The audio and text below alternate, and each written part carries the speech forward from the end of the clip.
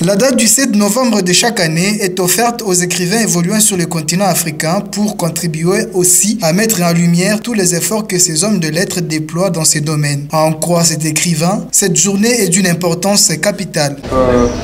Aujourd'hui, le monde entier met en évidence les productions scientifiques des écrivains africains par le monde.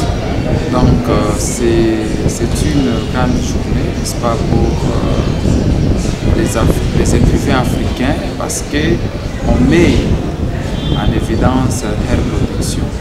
Alors, le bilan que nous pouvons faire jusqu'ici, je pense que étant scientifique, je n'ai pas vraiment de données statistiques à faire, mais selon le constat que j'ai fait, c'est que les Africains, les Congolais que nous sommes, surtout ceux du monde scientifique, nous nous intéressons de plus en plus à la lecture et à l'écriture dans le monde.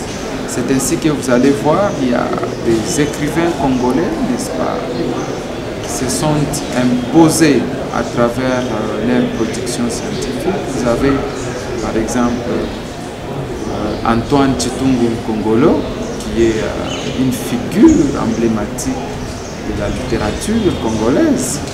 Vous avez par exemple Fiston Mwanza Mujila, qui est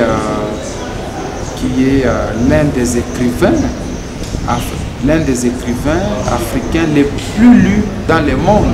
Au sujet de la vulgarisation des œuvres littéraires, cet homme de lettres insiste sur l'accompagnement des éditeurs ainsi que les maisons de presse. Bon, ce que les écrivains doivent faire, bon, les écrivains font déjà leur travail. Quel est le travail d'un écrivain? C'est de produire les connaissances qui se trouvent dans les livres, n'est-ce pas? Donc ça, c'est le travail de chaque écrivain. Maintenant, il faudrait une grande vulgarisation. Il faudrait qu'il y ait multiplicité, n'est-ce pas, d'émissions, par exemple, à la télé, qui met en valeur l'écriture congolaise, l'écriture africaine, ainsi de suite.